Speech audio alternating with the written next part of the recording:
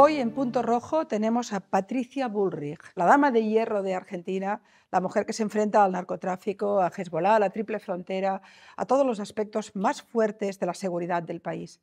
Pero también tenemos a la persona, a la joven con 17 años que las juventudes peronistas. Tenemos a la madre que llegó aquí en el pleno exilio embarazada. Tenemos al compañero de viaje de toda esta vida, Guillermo Quianco, su marido. Tenemos la mujer y la ministra, la resiliente y la emotiva, Patricia Bullrich, hoy en Punto Rojo.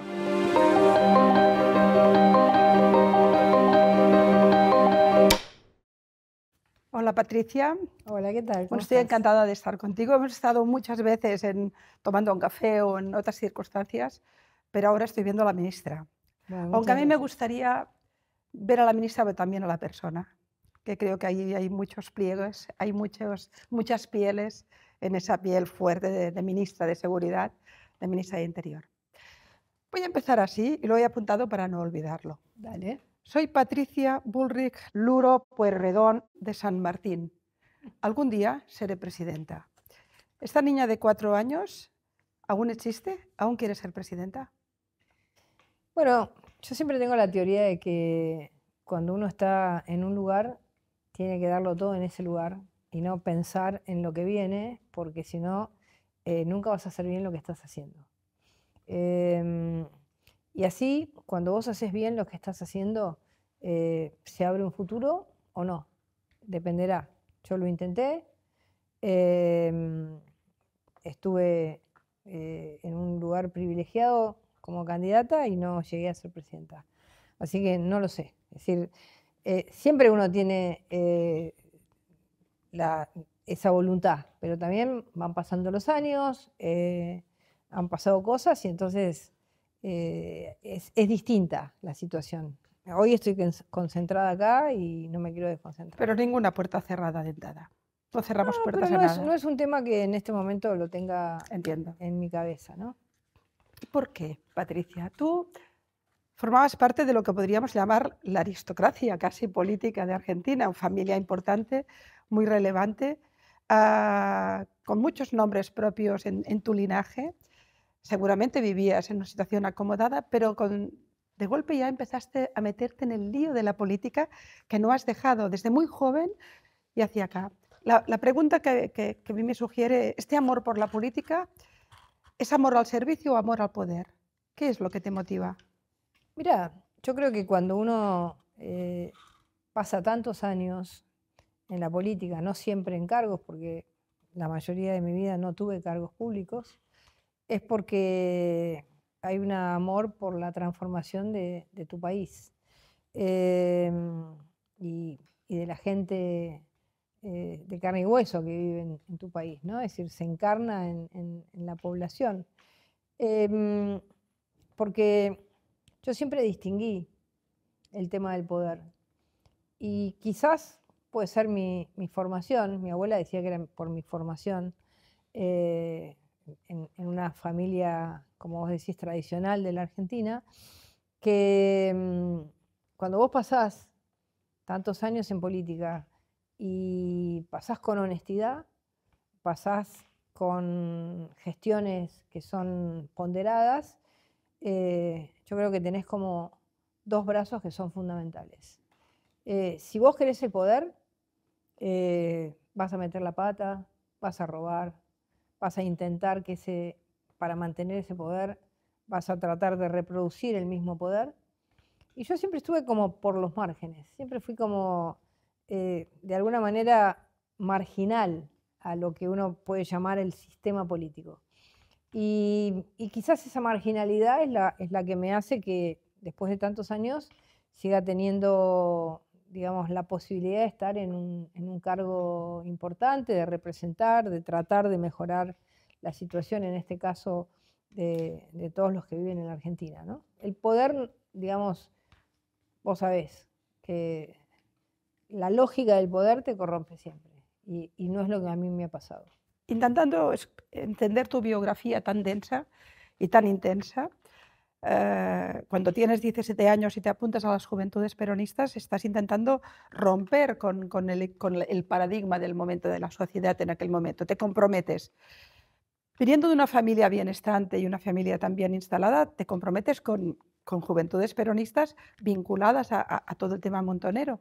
Ese momento de militancia y de lucha comprometida, en una situación también comprometida, ¿te ha representado ahora algún problema con Victoria Villarruel? Es decir, estuviste cercana al mundo montonero, ella ha hecho del tema contra los montoneros casi su lucha política, ahora estáis juntas en el gobierno. ¿Cómo es vuestra relación? ¿Habéis hablado alguna vez de esto? No, prácticamente no, pero quizás porque tiene que ver con que yo hace ya muchos años tuve una posición respecto a eso, es decir, a esa parte de la historia. ¿Por qué me fui? ¿Por qué te fuiste? Bueno, me fui porque veía que el método y la forma que tenía, digamos, tanto la juventud como el peronismo era una mezcla de pensar la política como violencia, desde lo que podía ser la juventud, y el peronismo era pensar la política como poder y dinero, y una política corporativa. Entonces yo me alejé y tomé un rumbo hace muchísimos años muy distinto. Entonces, eso es ha quedado como un recuerdo, pero nadie me ha visto en esa situación. Ningún argentino me ha visto en esa situación, muy pocos. Es decir, que los argentinos, yo he tenido vida pública, ya siendo diputada, siendo ministra de Trabajo, es decir, he tenido una vida pública en la que ahí se fue gestando mi personalidad pública, cómo la gente me conoce, qué luchas di, y justamente di todas luchas que fueron la contracara de lo que podía ser ese momento de juventud. Leí un artículo de Morales Solá, un artículo que decía que tu adscripción y tu compromiso democrático había sido siempre indiscutible en todos los momentos, que por tanto no había discusión ahí. Sin embargo, de esa época tan intensa que significaba la militancia en las Juventudes Peronistas, tu exilio en España, tu exilio luego en Brasil, debe haber aspectos, yo entendí que debía ser una época muy intensa, pero también muy difícil y muy dura. ¿Qué significó volver embarazada en una situación, tener el hijo en una situación económicamente precaria, imagino también socialmente, mantener tu lucha y tu militancia en ese momento, en un momento tan intenso y tan joven, a punto de tener un hijo? ¿Me puedes explicar un poco? Porque detrás de esa militancia tuya hubo exilio, hubo momentos de cárcel, hubo una lucha por la vida, por tirar adelante, una pareja, un hijo. ¿Cómo fue ese momento? Bueno, a ver, si ahora ya no me pasa, hace muchos años que no me pasa, pero hace años yo lo veía a mi hijo y decía pensar que me volví embarazada en un momento en el que la Argentina era pura muerte. Porque bueno, habían salido grupos de las Fuerzas Armadas a destruir todo lo que podía ser, bueno, montoneros ni hablar, pero Juventud Peronista a destruirlo todo. Sí, Entonces, sí. Y yo me volví en ese momento y hoy lo pienso y digo, qué locura, ¿no? Ahora ya hace muchos años que no lo pienso, pero cuando mi hijo era chico decía, qué locura. ¿Qué edad tenía tu hijo cuando pisó Argentina por primera vez? No, cuando fue la guerra de Malvinas, yo dije, y se cae la dictadura. Entonces me volví. Duré un día. Al otro día me agarraron así, me llevaron al Departamento Central de Policía, a la que hoy visito como ministra. Estuviste en la cárcel de Devoto, ¿verdad? Sí, las paradojas de la vida. Y también fui secretaria de Asuntos Penitenciarios y después fui a las cárceles muchas veces. Esto es el karma casi. Sí, sí, claro. Es como... y en ese momento mi hijo era muy chiquitito, tenía 1 año, 1 año y medio. Y yo estaba viviendo en Brasil y todos los argentinos que vivían en Brasil me decían que yo estaba totalmente loca de volver a la Argentina, que me iban a matar, que estaba loca, que los ponía a todos en riesgo.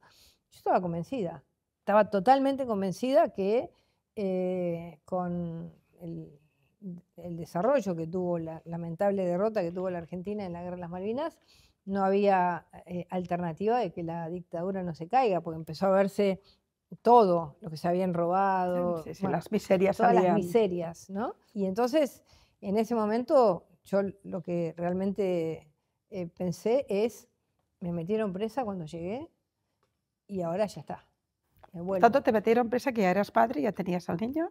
Sí, Ya el en niño ese tenía momento, un año. en ese momento mi hijo se quedó en Brasil con el papá, porque el papá también decía que yo estaba loca. Pero el papá también era militante, también había Sí, pero estado. bueno, pero no le parecía que era, no compartía conmigo el análisis de volver a la Argentina, decía que había que esperar. O sea, explícamelo entonces. Claro, porque en ese momento todavía Dejas al hijo y al marido. todavía no estaba la salida democrática de la Argentina. Pero entonces tomaste un riesgo. Total, ¿Por qué? Bueno, qué ese primero riesgo? porque desde mi perspectiva uno entiende la historia del exilio, porque no hay nada peor que no poder volver a tu país y hacer lo que vos querés, perder tu libertad. Y la verdad que los países en los que estuve me trataron muy bien, pero... Estabas en Río de Janeiro, me parece, ¿no? Sí, Citachi maravillosa, pero para mí en ese momento era como lo peor que me podía Pero pasar. hay un momento, imagino que hay un momento que le das un beso a tu hijo y te vas a un camino incierto. Sí, me vuelvo, a los 2 días me agarraron, después tuve la suerte de tener un juez que me dijo, mirá lo que me dijo, el juez me dijo, se va del país ya. Lo trajo mi padre y a mi Wow. hermano y me sacaron del país. Y a los 10 días dije, me vuelvo. Me vuelvo porque ya estoy legalizada. Entonces me volví, inconsciente, pero bueno, ahí empecé. Qué resiliencia, ¿eh? Sí, ahí empecé. Entiendo que ahora te enfrentes a los piqueteros porque te estabas enfrentando a la dictadura en un momento tan duro. Sí, pero además fue duro porque cuando me agarraron, me fueron, me interrogaron, fue un momento duro. ¿Sufriste alguna tortura? No, en ese momento no. Tuve una suerte de un comisario de la Policía Federal que nunca más lo pude ver porque nunca lo pude encontrar y siempre le agradecí públicamente porque él me dijo, usted tiene la suerte que yo le voy a avisar al juez. Y le avisó inmediatamente a un juez. Así que eso creo que fue como salvarme la vida, más allá de que ya estaba empezando a vislumbrarse. Sí, pero los últimos coletazos de la dictadura hacían el daño que hacían.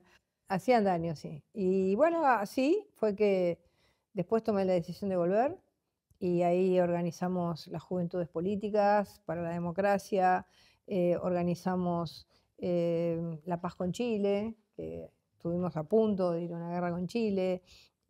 Así que ahí ya empecé. Ya empezaste muy en serio. Ya empecé y bueno. Bueno, una niña que a los 4 años quería ser presidenta, yo creo que podía enfrentarse a todo. Permíteme ese otro tema quizá tan íntimo. La muerte te tocó de cerca muy joven. Tus tíos y tus primos murieron en un accidente, sí. Muy pequeña. Murió tu hermana, estaba exiliada en París. Ella también estaba, de hecho ya era la pareja de un dirigente de los Montoneros. Y murió. Y tú con 27 años tuviste que ir a buscar el cuerpo de tu hermana y traerlo, ¿es así? Sí, yo estaba en la casa de mi abuela y justo había ido a almorzar a la casa de mi abuela, estaba mi madre, y levanté el teléfono y me avisaron de la muerte de mi hermana. Y bueno, mi madre le agarró un colapso inmediato a mi abuela, a todos, y fue así. Tomamos un avión esa noche y cuando ¿Fuiste acompañada? Fui con mi mamá. ¿Con tu mamá? Sí, ¿Tu mamá y tú, las dos mujeres? Fuimos nosotros, sí. Wow. Y cuando fui a subir el avión, me volvieron a agarrar, porque tenía todavía órdenes de captura. ¿En el aeropuerto? De la época de la dictadura. O sea, cuando ibas a buscar... Cuando fui a buscar mi pasaporte, me volvieron a agarrar. Y ahí tuve la suerte de que todos los dirigentes en ese momento ya estaban en campaña electoral. tanto Alfonsín como Luder, que era tanto el candidato del peronismo como el candidato del radicalismo, pusieron interlocutores y me dejaron salir, me dieron el pasaporte, me dijeron que esas órdenes de captura no eran legales porque no eran órdenes de captura emitidas por un juez, y pude ir y bueno.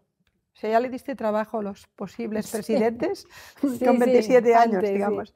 sí. Háblame un momento de lo que qué significa la muerte de una hermana tan joven y de esa manera. Y bueno, es muy duro, pero tenés un rol que cumplir, que fue con mis hermanos sostener a mi madre, porque mi madre estuvo realmente muy, muy mal.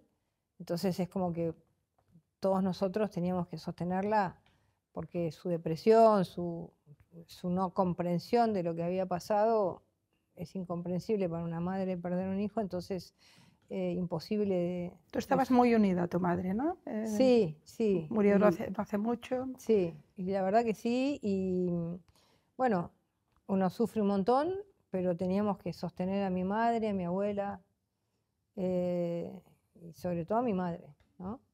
Y fue un poco el rol que me tocó junto a mis hermanos, íbamos, nos turnábamos para estar con ella, porque estaba, se deprimió mucho, le cayó, bueno, fatal, como... Y mientras vivías todo esto querías cambiar a Argentina y empezaste a tener una actitud y una posición política importante, incluso montando partidos. Has estado en 5 partidos diferentes. Sabes Bueno, que es no un comentario... no son 5 partidos, en realidad. Yo estuve en el justicialismo, me fui, huí, despavorida. ¿Un mal recuerdo aún? Y la verdad es que me di cuenta que, digamos, de joven yo había visto una ficción y la realidad era otra. Entonces salí y después fundé un partido que fue parte de, digamos, la Argentina empezó a perder el bipartidismo y ese partido fue parte de alianzas políticas ¿Con Elisa Carrió? de varios partidos, claro. Elisa Carrió era presidenta del ARI y yo era presidenta de Unión por la Libertad y ahí fundamos la coalición cívica. ¿Acabaste bien con Elisa Carrió? Porque hubo un momento muy duro, momentos, ¿no? Momentos de tensión, momentos de... Ella, digamos, yo trato de eludir las discusiones con Carrió porque me parece que no tienen mucho sentido como se plantean, pero ella en todo el último tiempo, las últimas veces que ha hablado, siempre tiene palabras elogiosas conmigo. Encarnó durante mucho tiempo una imagen de honestidad y Sí, bueno, sí, fue todo un equipo, ¿no? Yo firmé con ella la primera denuncia que hoy va a llevar, digamos, que está en la última instancia judicial, en la Corte Suprema de Justicia, de la denuncia de todo lo que fue la asociación ilícita que montaron los Kirchner.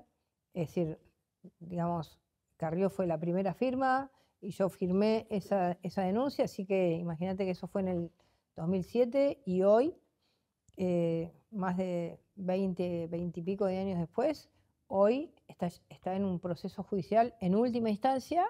Bueno, Néstor Kirchner murió, pero Cristina Kirchner ahí está, está con pedido de prisión o pedido de condena por esta causa. Así que me unen cosas muy importantes. Pero hablábamos de 5 partidos y decías, no son exactamente 5, yo me fui pero la evolución desde las juventudes peronistas a Milei es una evolución ideológica fuerte. Yo me fui del justicialismo e inmediatamente fundé un partido muy basado en el liberalismo. Es decir, desde ese momento yo estoy con la Fundación Naumann, que es una fundación liberal de Alemania que está instalada en la Argentina. Desde ese momento tomé decisiones de estar en todas las coaliciones democráticas que se enfrentaron al peronismo en la Argentina, y yo tuve mi partido, un partido que estaba solamente instalado en la Ciudad de Buenos Aires, pero que transitó junto con Carrió la coalición cívica, que fue una coalición de partidos. Después transitó, bueno, antes de eso transitó la Alianza, Sí. Mi partido entró como partido en la alianza, después transitó la coalición cívica, luego transitó lo que fue Juntos por el Cambio, Cambiemos primero, y yo también entré con el partido, y luego transitó quizás un punto que fue una fusión de Unión por la Libertad. Imagínate, yo ya tenía, mi partido tenía la palabra libertad desde hace más de 20 años, y ahí nos fusionamos con el PRO, y Unión por la Libertad y el PRO siguió con el nombre del PRO, que era el nombre más fuerte, pero eso fue una fusión. Entonces, la verdad es que sí, me fui de lo que fue la juventud peronista, y ahí arranqué o sea, que tú crees que el planteamiento... un tránsito hacia el liberalismo democrático, o a la democracia liberal, como le quieras decir, al liberalismo, y ahí me quedé desde hace muchísimos años. Es decir, que mi vida en el peronismo fue mucho más corta que todo el resto. Que todo el resto, sí. Juntos por el Cambio fue, yo diría, el inicio de un idilio con Mauricio Macri, pero ha acabado fatal. ¿Qué pasó? Porque he oído frases duras de Mauricio Macri hacia tu persona. La verdad es que yo creo que nosotros tomamos una decisión cuando Juntos por el Cambio estaba muy partido. Los proyectos que había en la elección presidencial, uno representado por mí, el otro representado por Horacio Rodríguez Larreta, eran totalmente divergentes. Tanto es así que cuando nosotros pasamos de las PASO a la elección, gran parte del votante de Larreta se fue a votar a Massa.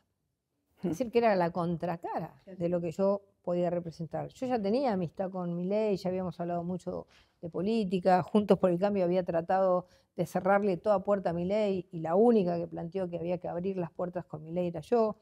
Al principio de todo, nada más acabar las elecciones, ¿no? Ya te planteaste. Pero mucho antes. Antes. Antes, cuando él fue candidato a diputado, yo ya tenía relación con él. Él me planteaba todo el tiempo, hagamos una interna nosotros, que ya Juntos por el Cambio no va. Tenía razón, porque Juntos por el Cambio ya estaba. Es decir, tanto es así que una parte importante de los votantes de Juntos por el Cambio se fueron directo a Massa en la elección. Vos pensás que Massa sacó el 28% en las elecciones internas, en las PASO, y después sacó el 37% en la elección nacional. Es decir, que se llevó una gran parte de puntos que no votaron ni a Milei, y en Juntos por el Cambio había muchos que estaban atrás de Massa. Entonces, lamentablemente, eso me sacó a mí una cantidad de votos, porque Larreta representaba una idea totalmente distinta. ¿No tiene sentido el PRO ahora? Yo no digo que no tiene sentido. Lo que yo creo es que cuando vos le dijiste a la gente que apoya a un presidente, le dijiste a la gente que la Argentina tenía una oportunidad, no tenía todas las oportunidades, que ya no podíamos seguir siendo para atrás, tener más pobreza, más destrucción de capital, más destrucción de la vida democrática y ciudadana de nuestro país, con el kirchnerismo, con el último presidente kirchnerista que fue el peor, no sé si el peor desde la perspectiva ética o no, terminó siendo igual, pero fue el peor términos de mujeres, seguro. Fue el peor presidente en muchos sentidos, de la Argentina. Sí. Entonces, en ese marco, nosotros nos comprometimos con millones de argentinos. Nos votaron 6.300.000 argentinos. Nos comprometimos y dijimos, voten a Milei. ¿Vos pensás que hoy estamos a 1 año y medio de la asunción del presidente? Entonces, ¿a vos te parece que en 1 año y medio vos no le tenés que dar el beneficio de inventario para apoyar a ese presidente que está haciendo cambios de fondo y en vez de mirar el fondo, decir, bueno, trato de estar todo el tiempo como peleándome? ¿Ese es el papel que está haciendo Macri? ¿Está torpedeando a Milei? ¿Es un aliado en estos falaz? días, por ejemplo, en estos días, hace pocos días, se votó una sesión de toda la oposición tratando de agujerear el déficit fiscal. Hablamos de las jubilaciones. Con proyectos de aumento de las jubilaciones que tienen una ley de movilidad, que son digamos, todo el mundo sabe que las jubilaciones en Argentina están mal. Ahora, también están mal porque el sistema jubilatorio argentino hizo entrar, hoy en día, el 18% de las jubilaciones argentinas están, para darlos en términos internacionales, en $850. ¿Mm? Y el resto están en $350. 300. Ahora, ¿qué pasó con el resto? Fueron moratorias de personas sin aportes. Entonces, desarticuló todo el sistema previsional. Pero entenderás, por ejemplo, hoy me peinaban. Quien me peinaba me decía, no entiendo, he votado a Milei, pero no entiendo que esté en contra de las jubilaciones. No, es que no se Fíjate la frase. Sí, por supuesto. Lo que pasa es que no es un problema de estar en contra. Es que si vos hoy, digamos, hacés que la Argentina tenga que volver a emitir dinero, Argentina explota en inflación, Argentina vuelve... El déficit cero. Entonces, lo que estamos haciendo es racional. Vos decís, ¿sería mejor tener una jubilación mejor? Sí, pero para eso la Argentina necesita seguir asentada, como está asentándose, y crecer. Ahora, por ejemplo, te iba a decir esto, todos los un grupo de diputados, cada vez menos, pero un grupo de diputados que responden a Macri, no acompañaron al gobierno. Y hay que acompañarlo, porque no es que, a ver, si el gobierno bajó la inflación y sacó a 12 millones de personas de la pobreza, ¿cuántos jubilados salieron de la pobreza con la decisión de sostener el déficit, de sostener el superávit? Pero hay algo que no me cuadra, Patricia, permíteme. Primero, los gobiernos que tienen alianzas a veces tienen muchas complejidades para mantener estas alianzas, porque una parte de la alianza puede no estar de acuerdo con un planteamiento u otro. Tú dices, hay que apoyar a Milei, pero el PRO tiene razón también en decir, en esto no lo veo igual. No, ¿por qué te digo que no?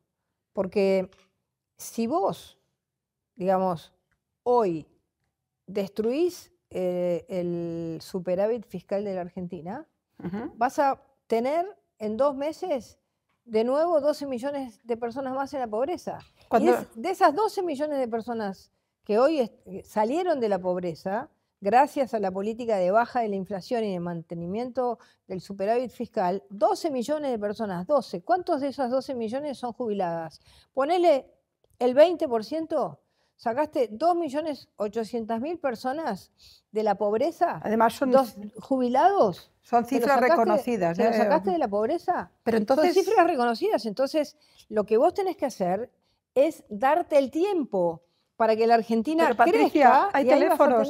Esto que me dices a mí, cuando se lo dices a Macri, ¿qué te dice? Bueno, porque ese argumento parece muy sólido. Es que la respuesta está clara. Si los diputados que te responden a vos votan para romper el déficit, está claro. Los del PRO que me han seguido a mí, votaron ayer junto al gobierno y son mayoría. O sea, por tanto, Macri es el problema. Entonces, a ver, es un tema de liderazgo. Es decir, los que me votaron a mí también van y la peluquera les dice, che, pero a ver, los jubilados. Y van y les explican, y van a la televisión y explican, y van a los programas de streaming y explican, y en sus redes explican. En sus discursos ayer explicaron. O sea, ¿el populismo kirchnerista ha contaminado a Macri? Bueno, no lo sé, pero a ver, digamos, hay cosas que es como que vos sabés que cuando estás en un río en correntada y tenés un tronco, te agarrás ese tronco hasta llegar a la costa. Y nosotros agarramos este gobierno en un río en correntada, entonces necesitamos mantener eso firme. Pero de todas formas, lo otro que no me cuadra es... Entiendo tu argumentación y desde luego las cifras están ahí y están contrastadas y son muy impresionantes. Sí. Las cifras que habéis conseguido en términos también de seguridad que te atañe directamente, en términos de feminicidio. Estáis teniendo unos ratings importantísimos en todo lo que tiene que ver en el fondo del bienestar de los argentinos y creo que esto es bastante incontrastable. Pero no me cuadraba esta idea de que entonces resulta que el aliado principal, resulta que es el obstáculo principal. Ahí tenéis un lío que habrá que resolver en algún momento. Sí, pero la mayoría no piensan así. Pero os han votado. Pero la votación se ha dado y la habéis perdido. Sí. Y lo segundo que no me cuadra es, bueno, Milei puede tener razón, Tu gobierno puede tener razón, podéis estar cargados de razón, pero la democracia es lo que es. Si habéis perdido parlamentariamente, ¿cómo lo vais a imponer? Porque eso sería un acto autárquico. Es decir, algo que no me cuadra de mi ley, y te lo pregunto a ti porque además te conozco y sé tu carácter profundamente respetuoso con las reglas democráticas. Pero hay cosas que ha hecho mi ley que a mí me sacan, en fin, me molestan. Uno es, por ejemplo, decir, no, yo voy a querer poner este juez en la Corte y lo voy a imponer, más allá del acuerdo parlamentario que necesitarías tener. Otra es, acabáis de perder una votación muy importante, pero sale Vela y dice, pero la vamos a hacer. ¿Contra el Parlamento? ¿Contra las reglas democráticas? Primer punto. Los jueces de la Corte los propone el presidente de la Nación en la Argentina. Pero los consensos en este tema... Pero los propone el presidente de la Nación. El Parlamento no lo votó nunca, el Senado. Al Senado, sí. El Senado. Nunca lo puso en discusión. Entonces, si vos no ponés en discusión de alguna manera, lo único que haces es desgastar a los candidatos que puso el presidente. Tanto es así que terminaron no siendo candidatos, no siendo miembros de la Corte, no pudiendo asumir su lugar, con lo cual, digamos, a ver, también tiene una responsabilidad el Senado, que es que si el presidente manda 2 candidatos y que se tienen que votar por 2/3, es decir, que tiene que haber un consenso, si manda 2 candidatos, por lo menos esa comisión tiene que sentarse y tiene que decir, bueno, a este no lo vamos a votar, mande otro. A este no lo vamos a votar, mande otro. Va un pliego en contra. No pasa. Bueno, entonces el gobierno sabe qué hacer. Ahora, si vos durante 2 años haces silencio, decís se va a votar, no se va a votar, no movés nada, lo que estás haciendo es desgastando lo que el presidente envió. ¿Cómo impones una decisión tan importante como el tema de las jubilaciones a un Parlamento que te ha votado en contra? Bueno, porque tenés una herramienta constitucional que previó nuestra Constitución, que es el veto. Pero gobernar a base de veto presidencial... Bueno, pero gobernar a base de que te quieran destruir tu plan económico. Es decir, a ver, el Parlamento no decide el monto de las jubilaciones, ni decide el monto del salario mínimo. El Parlamento puede decidir la movilidad jubilatoria. Pero no el plan de gobierno. Pero no el plan de gobierno. Pero... Entonces, cuando el Parlamento se atribuye decisiones ejecutivas, el Ejecutivo tiene la capacidad de vetarlas. Para vetarlas tenés que tener un determinado número. Tenés que tener 87 diputados, es decir, el tercio. Supongo que contáis con ellos, claramente. Bueno, no sé. No sé si vamos a contar con ellos o no. Mi ley ha salido diciendo que lo va a imponer, o sea que no va a hacer caso. Pero se impone con una herramienta que la misma Constitución y nuestro sistema democrático te lo permite. Pero no es que lo queremos imponer porque no queremos que haya mejores jubilaciones. Porque es que inmediatamente el país, si se viola esta columna vertebral que hemos construido, van a volver millones de jubilados a la pobreza de nuevo, como estaban. Ahora, un jubilado que hizo todos sus aportes en la vida está arriba de los $800. El que no hizo ningún aporte, es decir, que tuvo como una pensión a la vejez, para decirlo de alguna manera, está en $300. ¿Alcanza? No alcanza. Ahora, alcanzaba cuando había una inflación que todos los días ibas al supermercado, todos los días, ¡prum! Imposible. No podías vivir en la Argentina. Ahora tenés más tranquilidad. No, yo quizá lo único que me preocupa como observadora, pero observadora cómplice del futuro de Argentina y de que les vaya bien las cosas, os vayan bien, es que representáis el PRO y en su momento y tú y por supuesto Milei un cambio de paradigma democrático, una voluntad de ruptura con un populismo corrupto que ha estado gobernando Argentina de la manera que lo ha gobernado. Nosotros en el gobierno con Mauricio Macri también tuvimos que vetar. Exactamente, sí, no. Pero el hecho es que al mismo tiempo hay algunos tics que yo detecto en el gobierno actual que me preocupan y me recuerdan tiempos pasados. Por ejemplo, la enorme agresividad verbal. Ya sé que es un tic muy clásico de Milei, pero hay un trato hacia la oposición que es de profundo desprecio, que en el caso de las elecciones en Buenos Aires incluía también al PRO. Las frases que ha dicho Milei sobre los Penato, por ejemplo, me han parecido muy gruesas y van dedicadas a alguien que teóricamente es alianza, ¿no? Y esa sensación un poco mesiánica de yo vengo a salvar a Argentina y el resto del mundo se equivoca si no me da la razón, no me parece demasiado democrático, me parece demasiado autarca, demasiado mesiánico. Me recuerda un poco las maneras de hablar de Cristina Kirchner. Yo te voy a contar un poco la experiencia con gobiernos que no se plantaron en la Argentina. ¿Macri? Los terminaron volteando a todos. ¿Hablas de El Macri? peronismo terminó llevándose todo puesto. Entonces, en este momento, el presidente se planta. Puede tener... ¿Plantar es despreciar? Plantarse es como si vos ¿Plantar es plantaras un insultar? árbol y plantás algo firme. Y tomás la decisión de ir en el camino elegido. Todas las veces que eso no pasó, se llevaron puesto. Se llevaron puesto a De la Rúa. Digamos, Macri no pudo reelegir y volvió el kirchnerismo. Entonces, es verdad que el presidente tiene frases fuertes. Ahora, lo mismo lo tuvieron los que construyeron la Argentina, lo mismo hacía Sarmiento. Es la necesidad Es decir, basta. de plantear un basta sobre cosas que si no en la Argentina te empiezan, bueno, pero esto lo voy a negociar y vuelve el populismo, vuelve y vuelve y vuelve con buenos modales. En España, El populismo con buenos modales está ahí presente. de todas formas, Yo por ahí no uso las mismas palabras, no, para hago nada, las mismas no. cosas, pero en mi vida siempre me planté. Me planté contra el sindicalismo, me planté contra las mafias, me planto contra el narcotráfico, me planto siempre porque si no te plantás te pasan por arriba. De esto quiero hablar, solo una frase.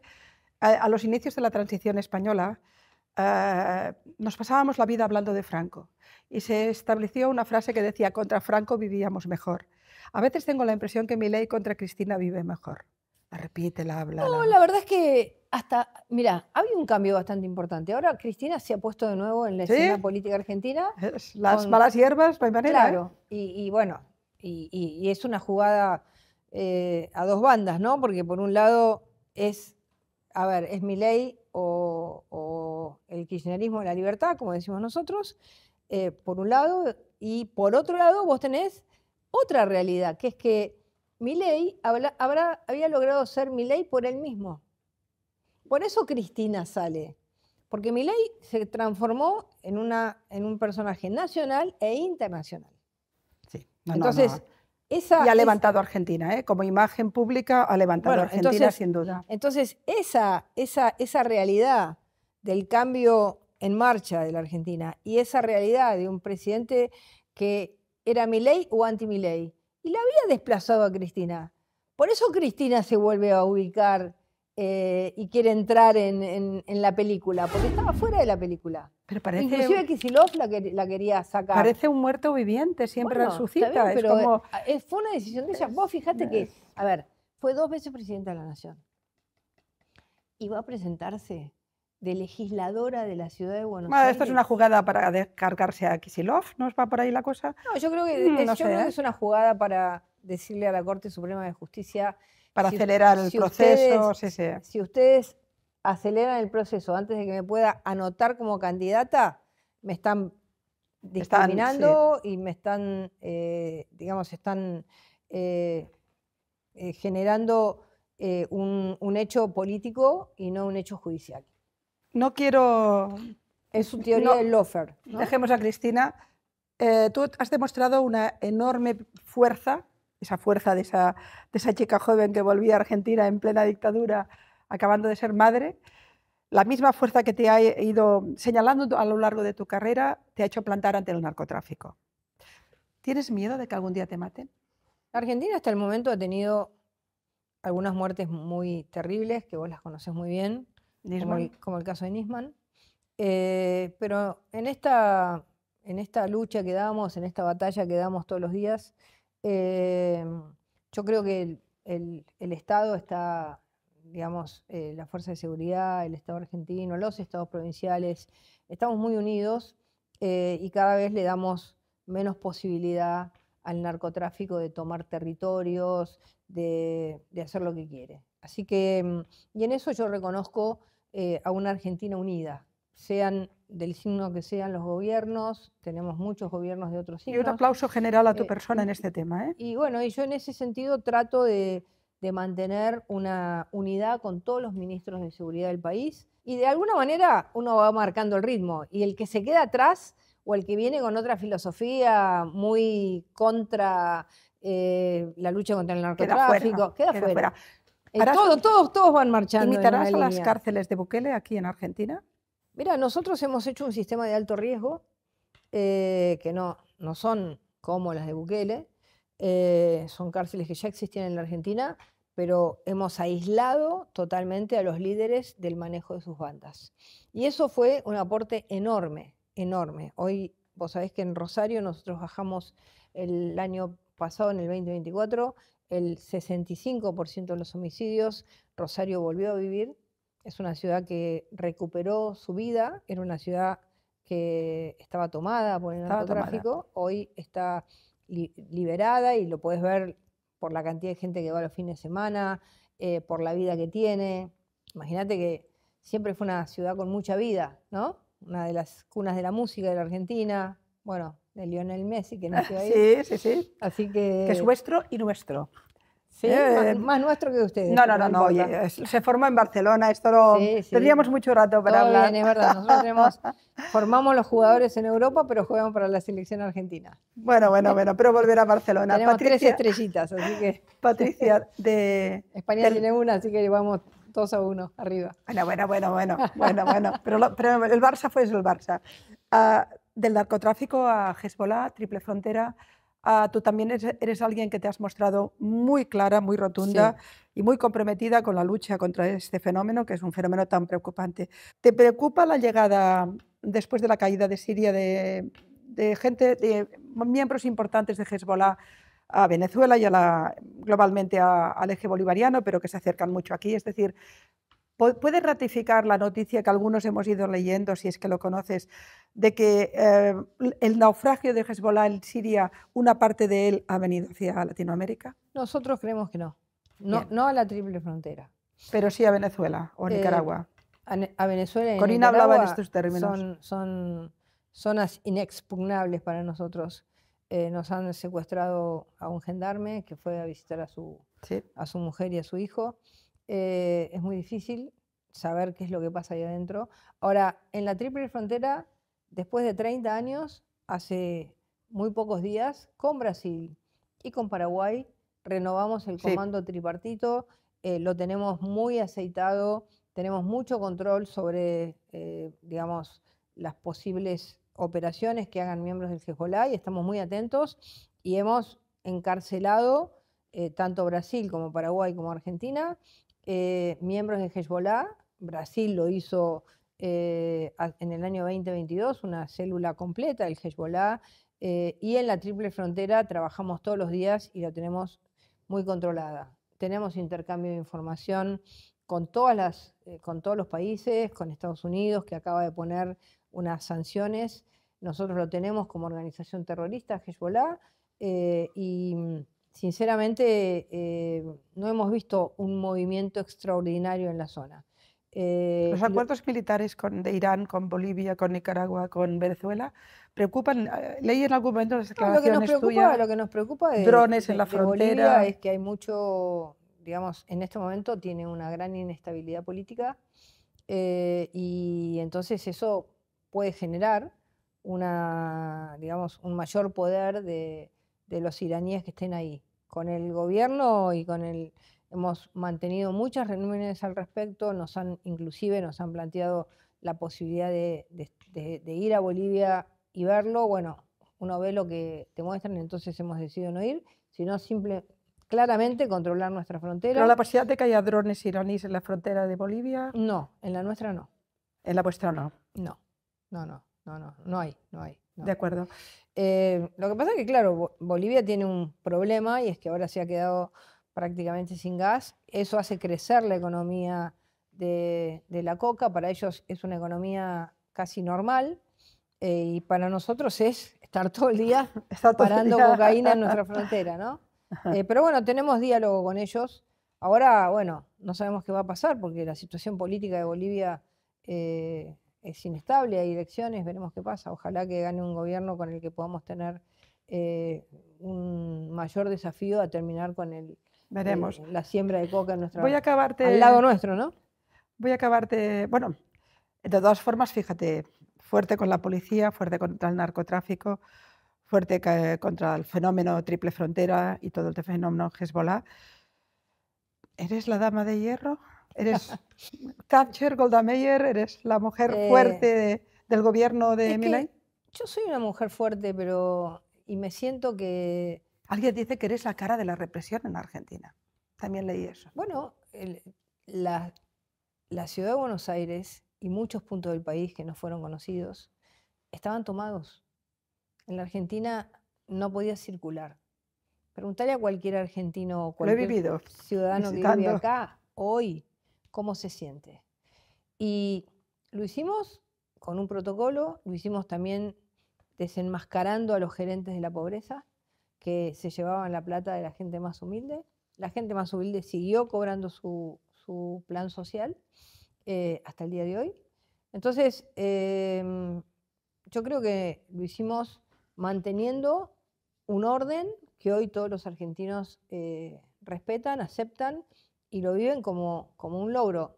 Y vos hace 1 año y medio escuchabas a cualquier argentino y ¿qué te dijeron?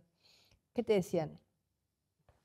Los piquetes van a estar toda la vida. ¿Sí? Nadie los va a poder sacar. Lo sufrió Macri también. Nadie los va a poder sacar. Y la decisión del presidente y la decisión que tomé yo desde acá, no hay más. Se terminaron. Entonces no era tan difícil. O sea, existía la fórmula. Existía. Acabamos con unas preguntas rápidas porque me gustaría saber la impresión más inmediata que te genera. Marco Rubio. Lo conozco mucho, me parece un gran funcionario. Sí, y ¿Un aliado? muy amigo de América Latina. ¿Un aliado? Sí, claro. ¿Acabará con Venezuela, con el régimen? Ojalá, ojalá, ojalá. Digamos, en principio nos tienen de rehenes americanos, argentinos, no hay Estado de Derecho, no hay libertades, hacen lo que quieren, nos tuvieron la embajada. ¿Se puede acabar el régimen sin una intervención armada? Mira, la verdad es que las intervenciones armadas en América Latina no han sido buenas, así que ojalá que haya una fórmula distinta, ¿no? ¿Trump? Todos decían que perdía las elecciones, las ganó. Creo que todos, al principio era como, va a ser un desastre, y después negocia. Es un empresario en el poder que todo el tiempo negocia. Entonces te dice, voy a destruir a China y después levanta. Es más comerciante que guerrero. Sí, yo lo veo así. Yo lo veo digamos, viene con todo y después va alargando de a poquito y va negociando. Gran amigo del gobierno actual. Aunque Elon Musk lo era más, pero ahora hay un poco de lío con este tema. No sé qué hará Milei. Sí, nosotros tenemos muy buenas relaciones con Estados Unidos, pero también somos pragmáticos. Le vendemos nuestra carne a China, le vendemos soja, tenemos relaciones, bueno, con Europa, viste que muchas veces es difícil entrar a Europa. Es un mercado complejo, viste, que no te abre así nomás las puertas, son bastante difíciles de abrir el mercado, ¿no? Bueno, Europa tiene tantos líos. Tenemos nuestro comercio más importante con Brasil. Con Brasil. Más allá de que tenemos gobiernos que piensan muy distinto, siempre nuestro comercio número 1, nuestro primer socio comercial es Brasil. Así que, digamos, somos amigos de Estados Unidos, pero estamos abiertos a comerciar con quien quiera comerciar con Argentina, ¿no? ¿Putin?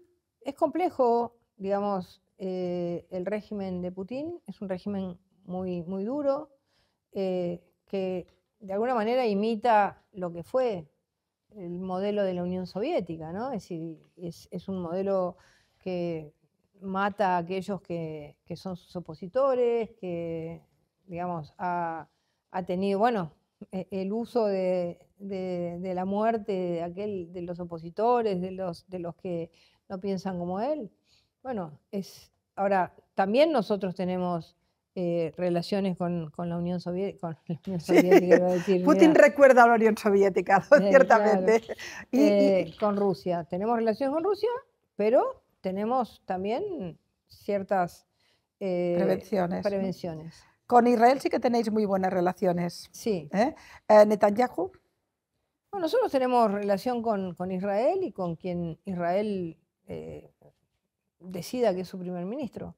No hacemos distinciones entre su primer ministro y el país. Es decir, Israel tiene que...